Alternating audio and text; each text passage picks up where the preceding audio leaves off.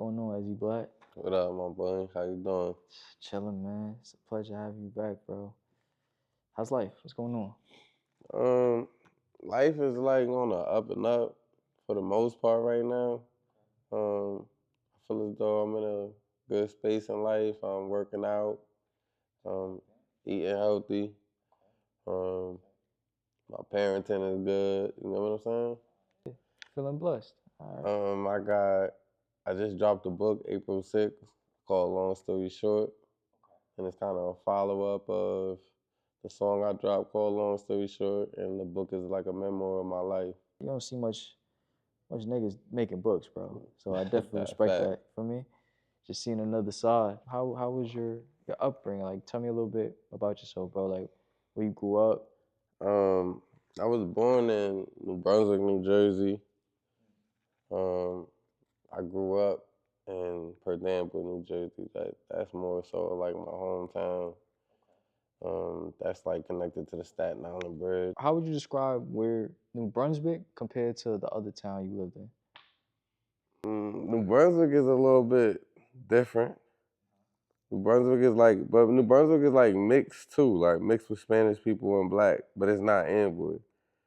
I don't know. It's two different types of people, two different types of vibes.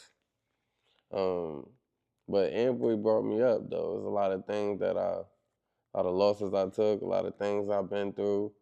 Um, it's just a lot of things I've seen and trials and tribulations I done went through in my city that people understand, people know me, and people they come up to me all the time and write me all the time and tell me how they proud of me.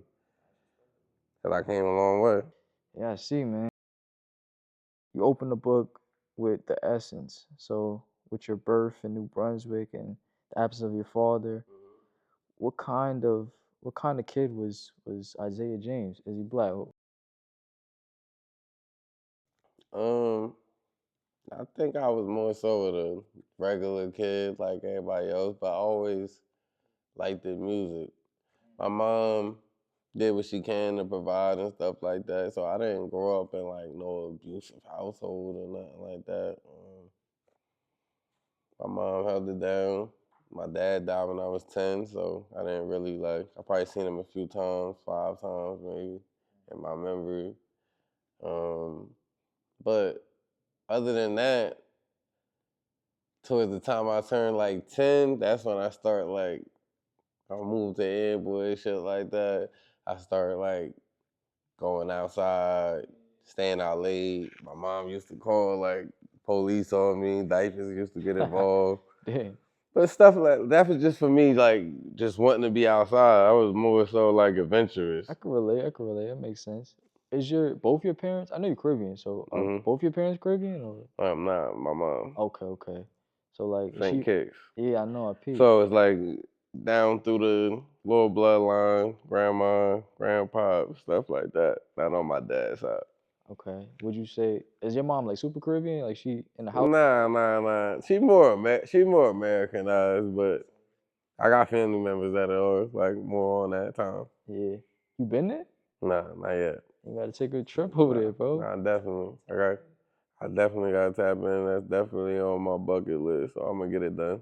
Got to, bro. And your pops, well, your pops, I'm guessing you don't have too much of. Yeah, I don't have like too much of full intel. I know what he looked like, of course, but I don't got full intel on him. I know I got like brothers and sisters that I never met before in the New Brunswick area, Trent area, or something like that, but I ain't figure out that side yet.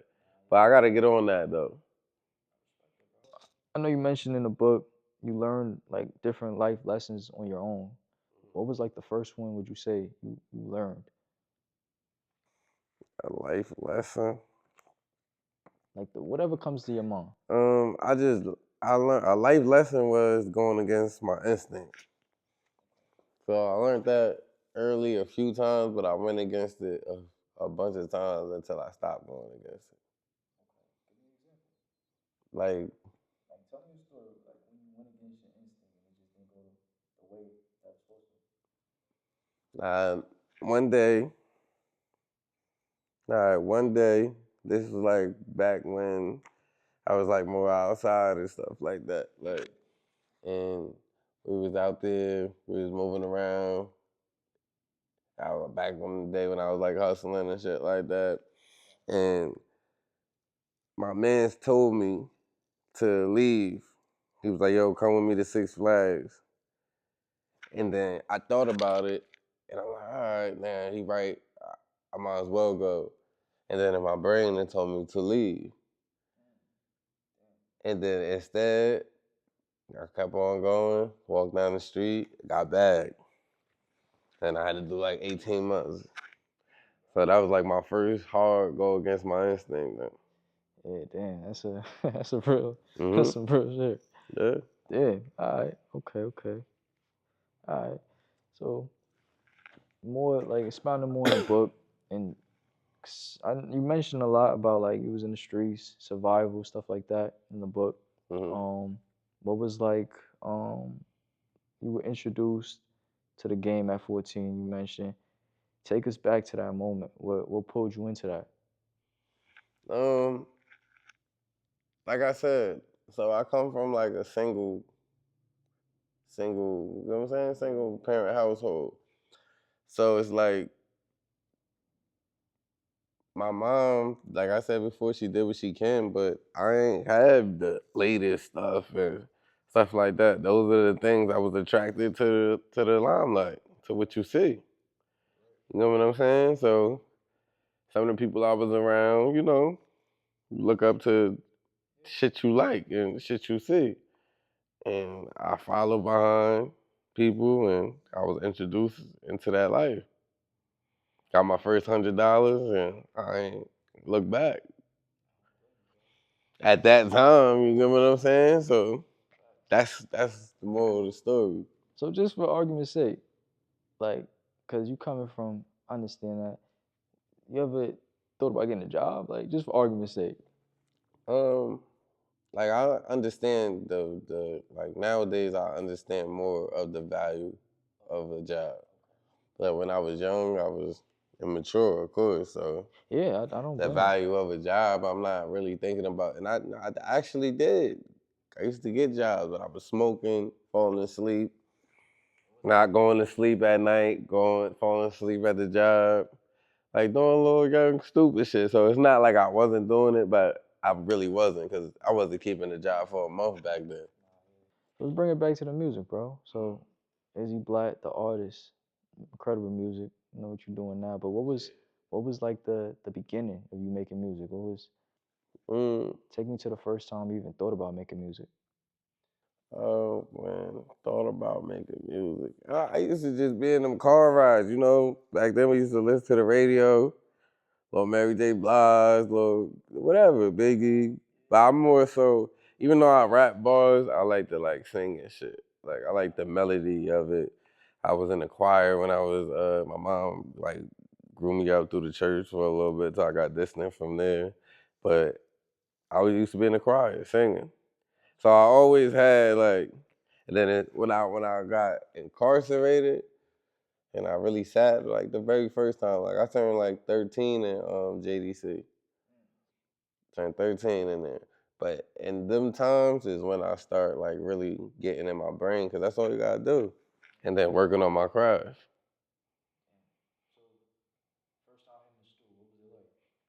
First time hitting the stool. Now the first time I ever recorded a song, this is another crazy story, was in Jamesburg. Jamesburg is in no, Jamesburg. Jamesburg is a juvenile prison basically. And they got a stew down there. They got a. Now I'm serious. They teach you how to make beats. They got a horse farm down there. They got all type of like little extra shit on a little, but it's jail though. Cause a bunch of gangster little niggas running around, gang banging, moving. But look, the first thing I made my beat. I made my own beat. I did all that. They taught me how to do it. Then we was really in there recording. They had their little engineer, but of course somebody got paid for it. And that was the first time. Second time was at home. Was like at my man's. His name Monstar. He like a producer, engineer from where I'm from. He got some shit like in his crib, and that was like the first time. But the feeling what that music gives me is like that's like therapy for me. I listen to music most of the day. You know what I'm saying? And to record the how I feel or what I'm thinking or whatever, what I'm going through, and make it come to life. That's also like that's what I do it for. Then once I seen the that my words make money, it was over. That's it. So how long did it take you to start seeing that? Like I said, I ain't had the proper. I ain't had a proper. I could have been. I feel as though I could have been on. I could have been all that if I had the proper people around me. So I didn't have the proper people around me because I've been nice, of course, in my own whatever young way, whatever. However, I was rapping back there because I was rapping and just putting the shit on SoundCloud, not shooting no videos. But I was young doing it, boom, putting it up, remixing shit, all that. I don't know if y'all watching. I got shit on SoundCloud, so whoever would see like old shit, I don't post it or nothing, huh? Same name, and it's dope though. But I didn't have the proper shit, so if I had the proper lineup, it would have been lit already. I know a lot of people been rapping for a minute. So you say you was getting a buzz in your own city? Like Yeah, of course. how long was it did it really take for you to start getting a buzz, would you say? I'm saying I was already like known because of, you know what I'm saying, me running around and stuff like that. So it wasn't really hard when I started rapping. Mhm. Mhm. And it's more so like where I'm from. Like my city is small, but the whole county overall know like what's going on. So it's towns. New Brunswick, got Carteret. You know what I'm saying? Yeah, like towns like that. Those like the three little Carteret, Amboy, and New Brunswick. You been to any of those? I ain't gonna lie, nah, man. Nah. I'm a New York nigga, man. That's all right. You I got used to think Jersey, you see, I didn't really have too much respect for Jersey until I met people from Jersey. They started coming on the platform. I'm like, nah, Jersey, I got your own thing. You got some people who sound like they from Philly. Then you got the New York sounding, and you Yeah. got like I don't know, you sound like you just Jersey, I would say, bro. I noticed that I heard that Jersey is like the northern part of Jersey is like New Yorkers. The southern is like is like Philly. Yeah. And Camden, they sound like some Philly people. I'm like, Yeah, that's how they yeah, sound. yeah. Jersey got their own thing though. So you saying I got my own sound? Yeah, I would say. I don't really know nobody who sound like. If you would have came up here, I would have been like, I don't know where you from, bro. Honestly, I ain't gonna lie. You don't sound like a New Yorker either. Damn. All right. So you was on your music shit for a minute, bro. Yeah, for a minute. And then I just start like, I got it right. Like I said, I got it like, let me see, 2019, I had a crazy run. Yeah, all right, I don't know. I mean, I peeped that you had like a feature with King Von and stuff. That's definitely major on both parts. How'd that even like walk me through how that went down? I'm saying we bump heads, talked about it, linked up. We linked up out here in New York. All right, walk me through it, bro, because people not just bumping heads with. Nah, I'm saying I reached out, you know what I'm saying? We chopped up, fuck with each other music. You know what I'm saying? We ended up getting up. I told him when he get to when he either come to Jersey or come to New York, we link up. He was supposed to come to Jersey, but something happened, transportation, some shit like that. I forgot. But we ended up linking in the morning at I think it was Platinum Studios. Okay. What's the shit with the stars in it? One of them shit with Pop Quad? Smoke and all them was in. Quad Studios? One of them studios. We ended There's up a lot of linking. studios We in ended New up linking it downtown Manhattan, Times Square. But we ended up linking up there. It got like a rooftop on it. Yeah, so we ended up linking up there. Did the verse, everything right there. Shot the video right there. How would you like R.P. to bro, King Von? How would you like describe his character in that Nah, I'm saying even after that, we chopped it up here and there, but like good vibes. Ain't got nothing bad to say. It was vibes. It was good. Music was done. It's history, legendary, And long live Vaughn, yeah. How you feel after that? Because I know after that, well, let me ask you, was after that stuff started picking up, or did you already have stuff picking up? I'm saying I was already like moving, you heard, through my state. And then I was just thinking bigger and better. So I just got that done. And from there, of course, things picked up. I, like that was like one of the best investments.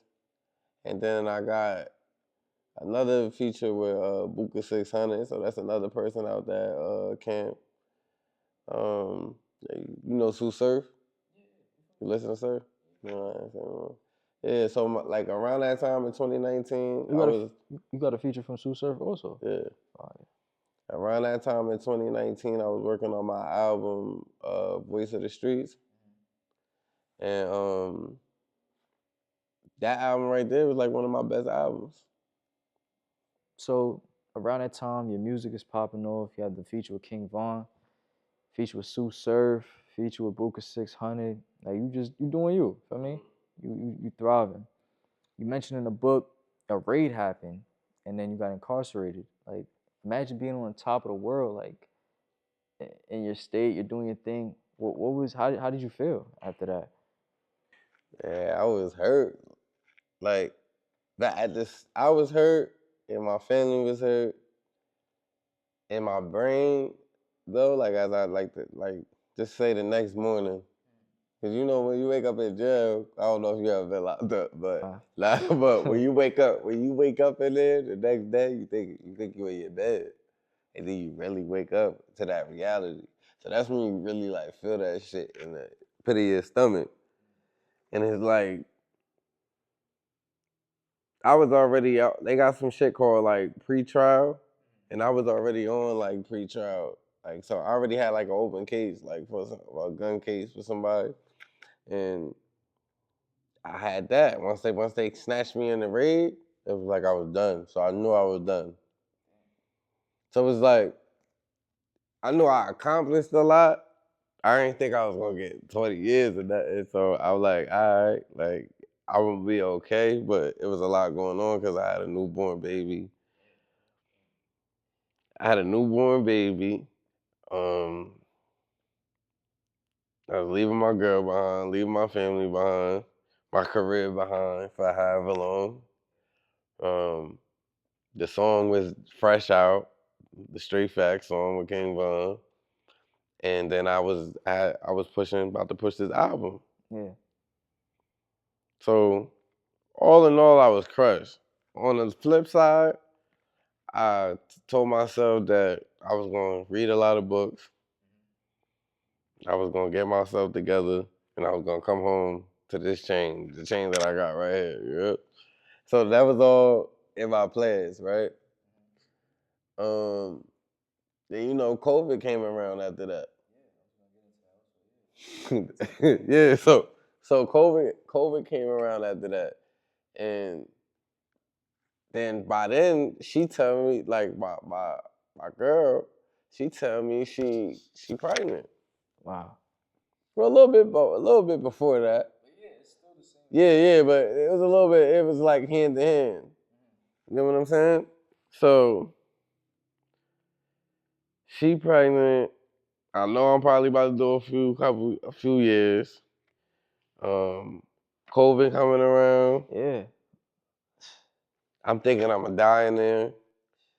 We only coming out for 5 minutes. Yeah, walk me through the whole like what was because I was out in the free world, bro, and Hmm. it was crazy over here, bro. So I can imagine how it was in jail, bro. I heard stories from people, but walk me through what was a day like because this is fresh in our heads. You know, we didn't know COVID. We thinking the world about that. A lot of people were. So walk me through how was it? I know you mentioned a lot in the book, but for the viewers, Like we watching TV and shit. We see the shit. Then it's like you see it traveling. Then you see it from this state. Case pop up here. Case pop up there. Then we start getting sick. Then they start talking about I think the George Floyd shit. Some all that thing. I think around that time it was certain riots and stuff on us. So they talking about martial law, this, that. I'm like, wow, I ain't making it out of this motherfucker. Of course, I still had hope at the same time, but at the same time, you like, what? Like, I'm talking, we talking on the phone, people, they telling you this side, you seeing this on this side, then I get sick. I couldn't go. They like, oh, yo, you want to go to medical? I couldn't even get up out the bed and make it to medical. Wait, so you got sick in it I got sick a few times in it. through COVID or just like Hell regular? yeah, I caught Damn. that shit. A Damn. few times. So look, I'm in the county jail. So now they about to do some shit to where they releasing people. So in my mind, I'm like, all right, man, maybe I'm about to get released. But nope, no luck for me. They releasing all these other niggas and shit like that. I'm stuck. So I'm basically stuck through the whole type of shit. Nobody got no court for a while, for months. Reschedule. The COVID running deep. Yeah. Right? So it was scary in there. Then it started opening up after a while. My girl ended up having a baby. Cause also there's no visits also like around that time. People couldn't visit people also.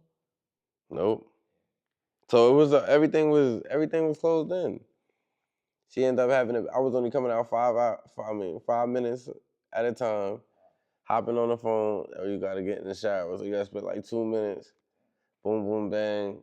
One day I know she about to go into labor soon. So imagine going in and coming out for 5 minutes thinking about it. Then you hop out the next day. Oh yeah, I had him. So I had my baby in there. Another one. So it's like now I got 2 babies out there. Oh, you had another baby also. No, I have a. Oh, you had a. I had a son already out there. Okay. And then she had a baby.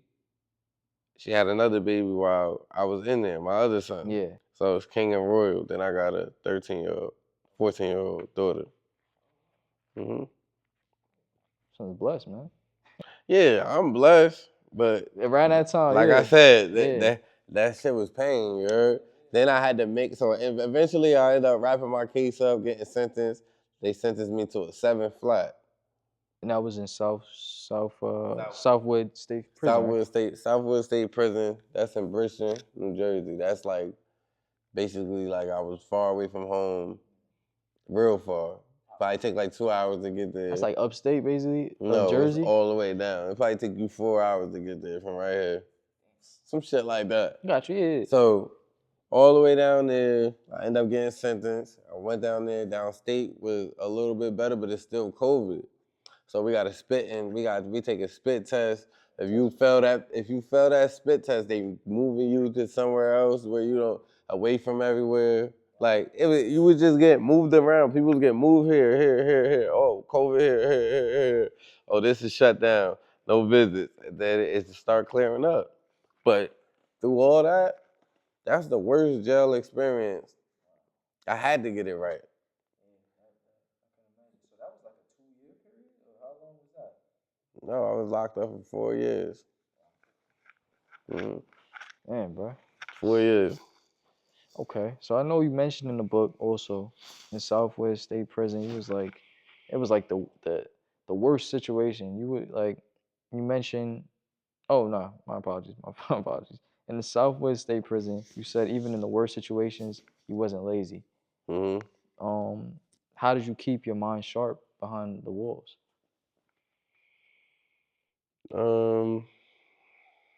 Working out, writing music, watching TV, reading books. I was like fake writing books then, but I ain't never finished it like this. Eating, talking on the phone, writing letters, going over my case. Yeah, I was saying I wasn't. I ain't that, but I was going up. You got to. You get what I'm saying? Going over my case, listening to music. Once I was able to get downstate, I was able to promote my music because they got JPay down there. Then my music is on the JPay. So you make money. I was making money down there still. Cool. Well, not cool, but at the time, but I was going to programs. I did little jail reform programs and stuff like that, rehabilitation, NAAA, and I ain't even really having no drug problem. I just wanted to like see both. Like I like to see and understand both sides. I get it. Parenting classes, anger management, anything you could think of. They had trades down there. I did safe serve. That's like cooking.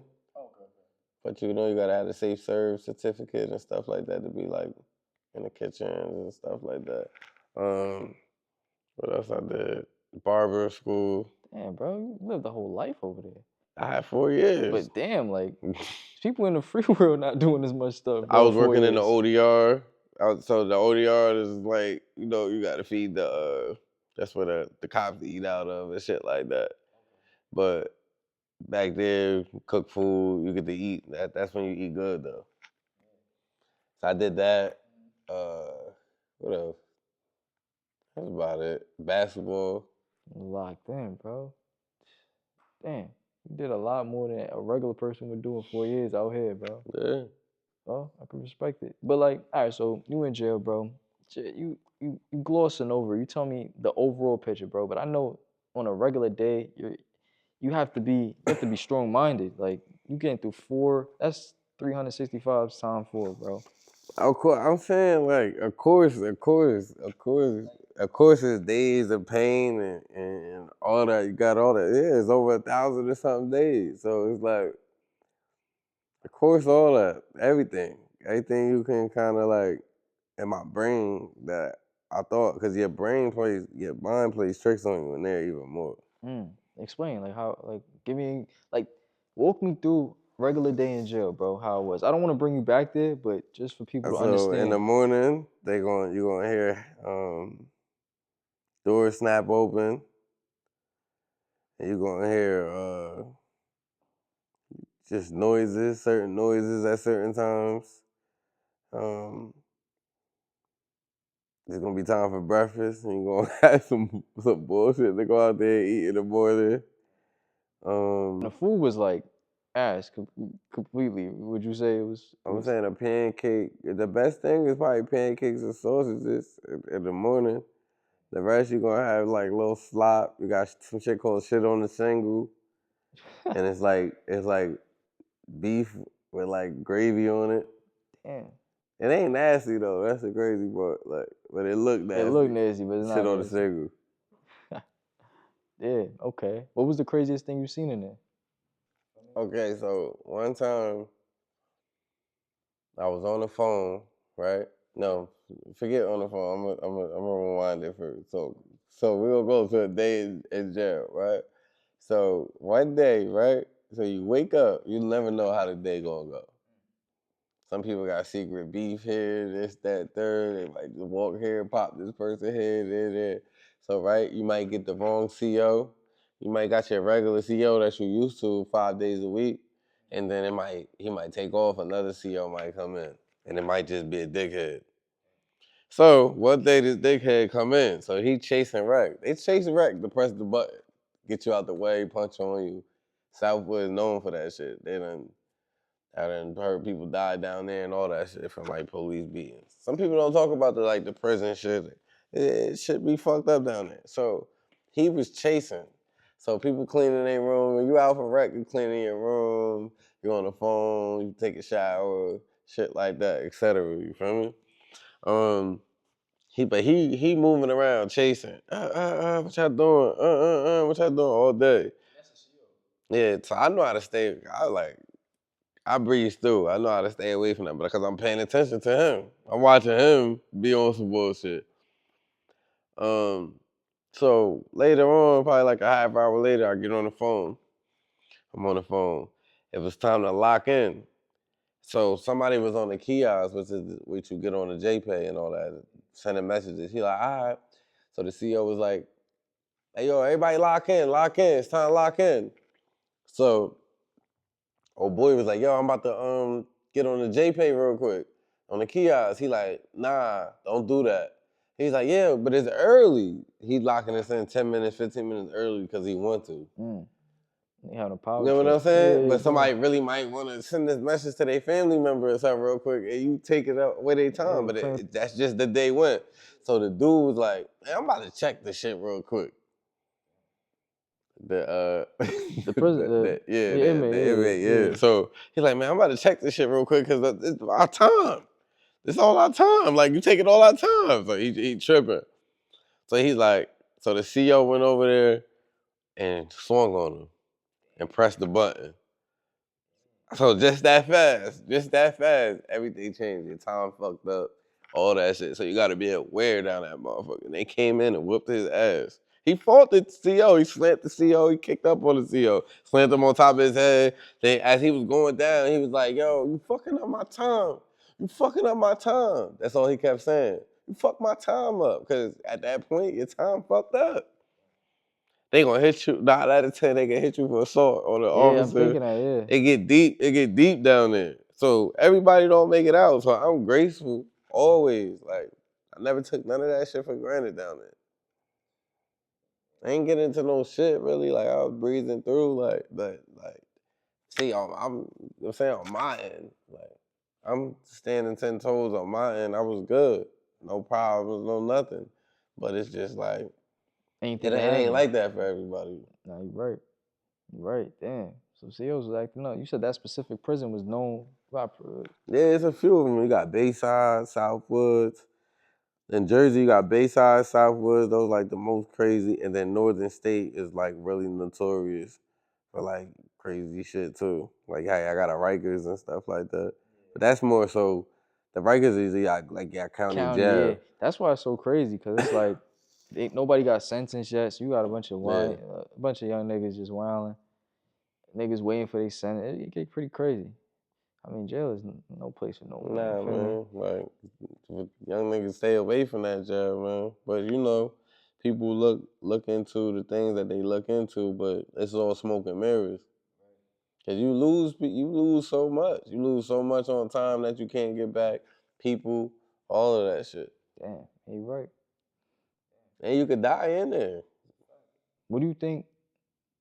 Before we leave the jail conversation stuff, what was the biggest? Do you feel like you learned anything from that? Anything? Oh yeah, I learned a whole bunch of shit. Yeah, I learned to again continue to follow my instincts. Because I went against it so many different times, and I learned to disassociate myself with certain people, conversations, energy. I learned more about myself. I learned more about like why I act certain ways or why I move certain ways, or just became more with myself in those 4 years because I had no choice to. So that's why I'm like more disciplined now. Like I work out. I ain't stopped working out. I've been working out for years now. You know what I'm saying? Some people come home Yeah, they get and get complacent. skinny. Yeah, You know what I'm saying? But I get it because life will whoop your ass. Yeah, because as you come and chill, you just be taking that and just chill. Because in jail, you gotta be ready. You know. You gotta be ready out. You gotta be ready out here too, though. Right, you're right. Like it's just a different mindset. You feel me? But I agree. I agree. So also, you mentioned meeting your daughter for the first time, um, in Jamesburg. How did that moment impact? Like, how did it impact you?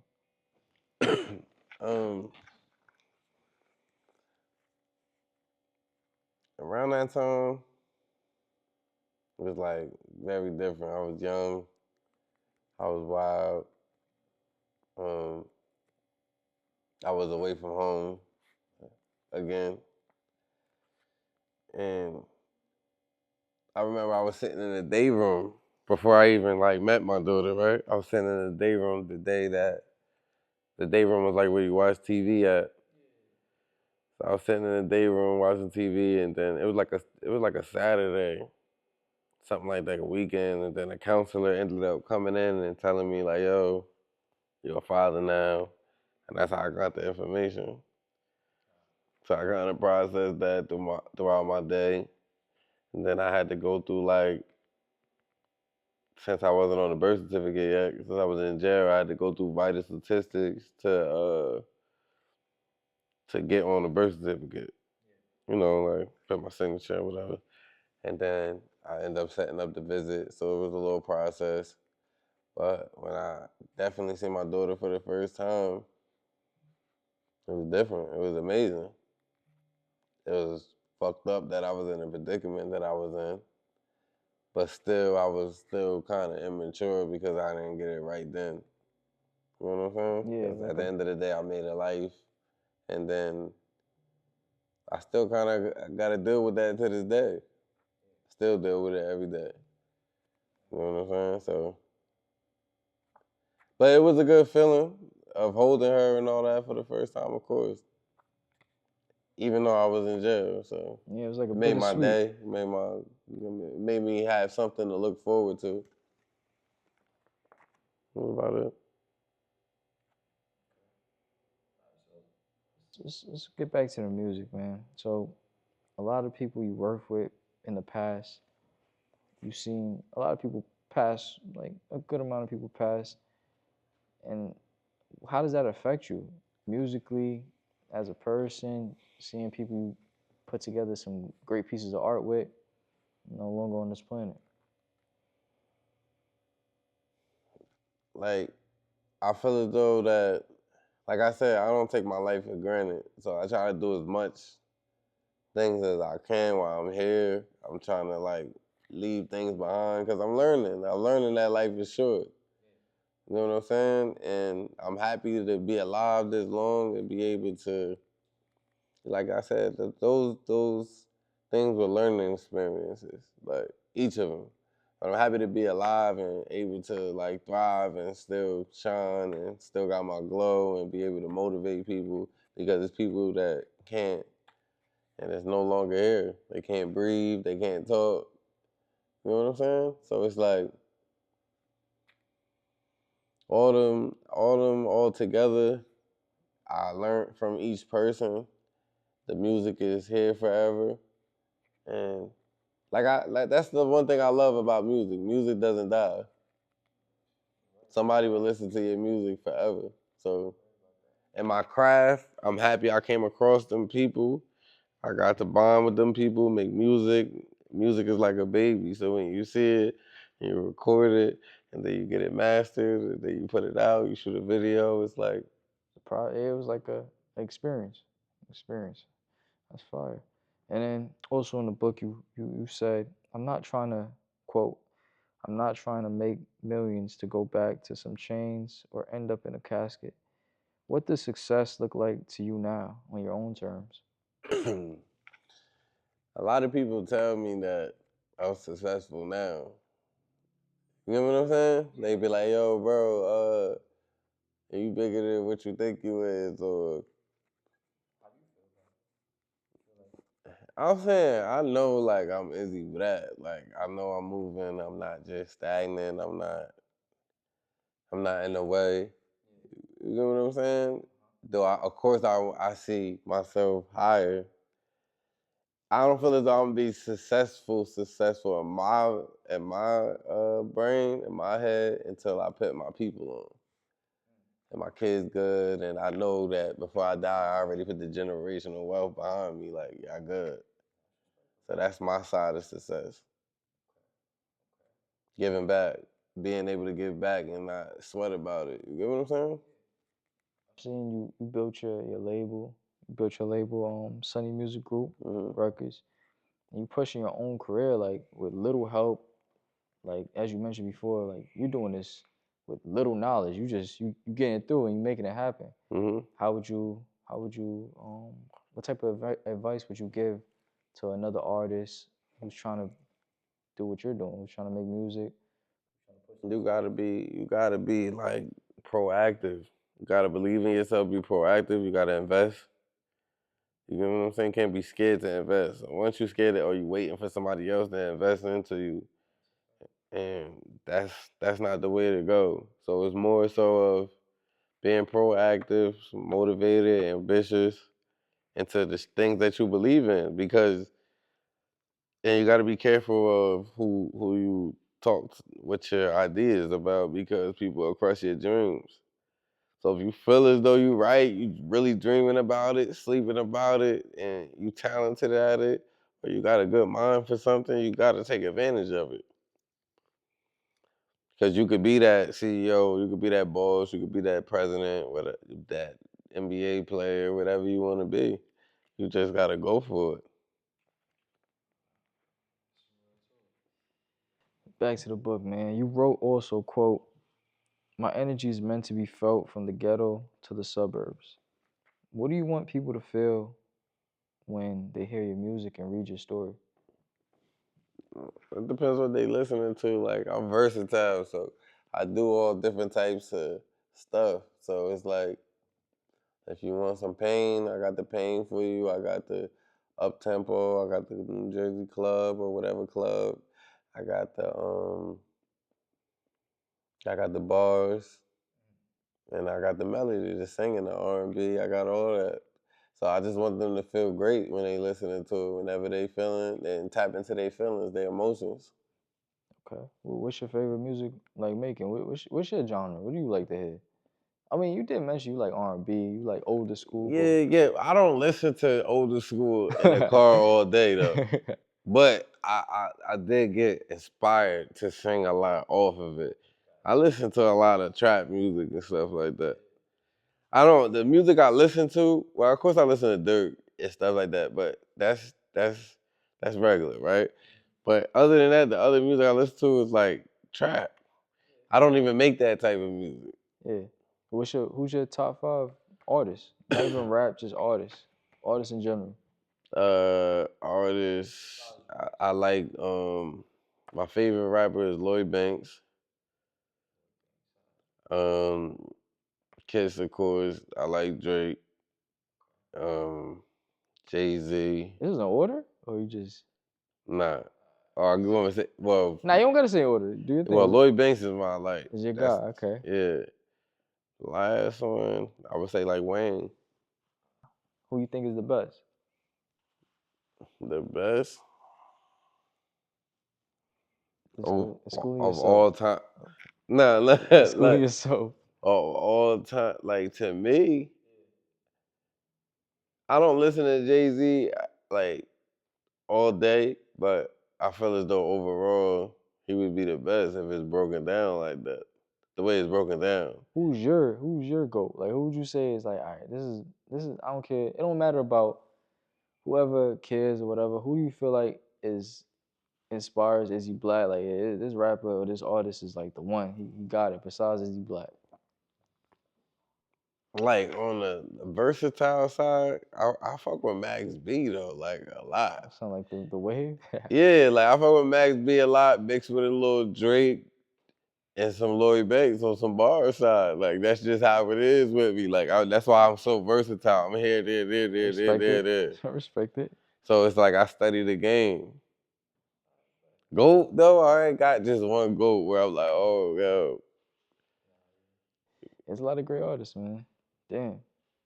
All right, cool. Let's wrap it up. So, in conclusion, you have this book. Long story short, if a young kid came up to you from Amboy and he says the streets is his only option, what would you tell him?